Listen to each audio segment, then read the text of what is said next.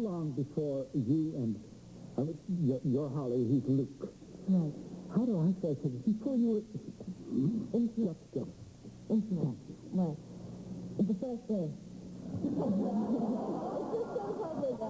It's just so public, and in a sleeping bag. A single sleeping bag. It was very cramped. Now, how were you dressed for that? The same body somehow. And what was the other person wearing? Well, Tony Jerry is he's a wonderful guy, but he is a little strange in as much as he likes to do his bed scenes naked. I thought it was very strange. But he asked first, he said, "You mind?" He said, "No." So that's how we've always done our bed scenes. Did you have any comments tonight during the rehearsals? Or, Well, I never look, shall we say. I always avert my eyes when he's getting in and out of bed. In fact, there was one scene when he actually, in the middle of the scene, had to get out of bed. And I was quite worried because I was supposed to be talking to him. And I said, "I'm going to be in trouble in this scene." And he said, "I might look and I might laugh." And he said, "Thank you." So at the end of the scene, he said, "Well, at least you didn't laugh." And I said, "I didn't look." And now you're married to a nice police commissioner. Yes. Tristan Rogers. Tristan Rogers. Now, he has, to me, an Australian accent. Yes, he's Australian, yes. And you're obviously English. Mm-hmm. What are these two Empire Commonwealth people doing in the middle of an American General Hospital? In the middle of Port Charles. I don't know, and I don't know how he got to be police commissioner, considering he's Australian. But it's a soap opera, poetic life. Is it ever explained? I think they vaguely explained that he became an American citizen, and because he used to be a spy for the World Security Bureau, he was qualified for the job, and they just wanted him to stay in Port Charles so he could be a regular on the show. You have a lot of spies on that show. I saw recently, and Brian Patrick Clark, who's a nice all-American boy, is really a Russian spy? Yes, but now he's not anymore. Well, he was in a drugstore decking the proprietor. Yes, it's really amazing, the characters they have. I mean, I makes James Bond seem tame. Right.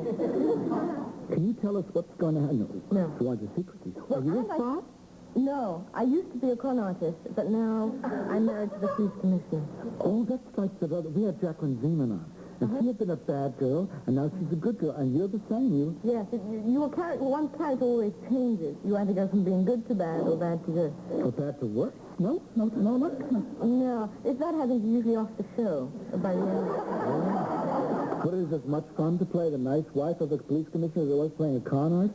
I like playing the wife of the police commissioner. Tristan is a lot of fun to work with, and they say on soap operas that a happy marriage is a boring one, and they usually try and spice it up with something, have an affair, but we don't want that to happen. And we're going to try and do sort of the Thin Man or Macmillan and Wife, that sort of working together. Oh, lovely.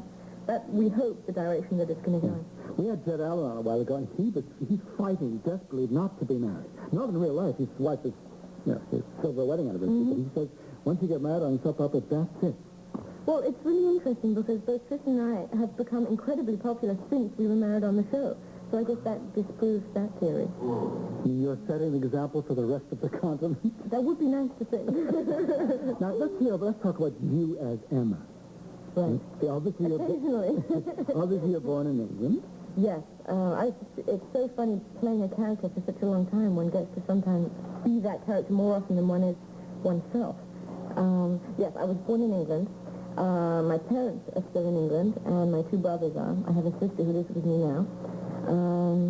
My mother was a soloist with the Royal Ballet Company, and my father is in the film industry too. He has a company that rents out camera equipment.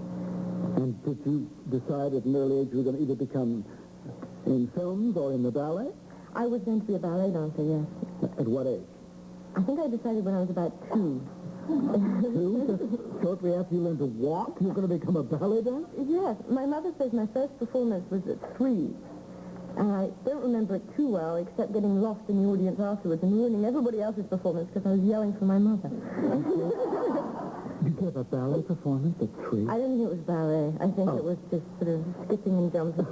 Oh, it was like we all did. Right. So why didn't you become a ballerina? You look perfect for a ballerina. Well, unfortunately, I had an injury, and I had to stop. It wasn't a choice that I made. As it turned out, it was a blessing in disguise. I think that acting, for me, is a better career. It goes on longer, It goes on longer, yeah. right?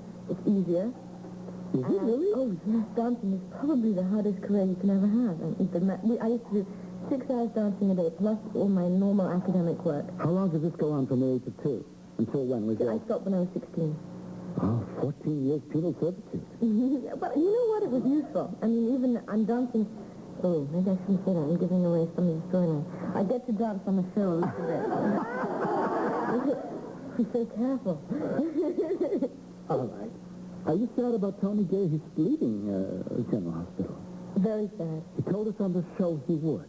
He wanted to do some other kind of acting. I think that he said about legitimate acting in a straight play. Yes, I think he's doing some Shakespeare, actually, at the moment. Is he? Yes, I think it's going to be wonderful, too. It's a cable project, I think. We do miss him a lot. And you would be wonderful at Shakespeare. I did a little when I was in school. Yes, I would like to try that sometime. You never tried it? Well, not professionally, no, just in school. I did Juliet, and I was Puck in Midsummer Night's Dream when I was 8. Yeah? I can't believe I learned all the lines at that age, but I guess I did. So, what about yourself? Do you think you'll stay on the show, or you never know? One never knows. I mean, you never know what they're going to do with your character. Whenever somebody is sent outside without a sweater on, we always get nervous he's going to get pneumonia and die, and then how are we going to pay our mortgages? That's the sign they think like that.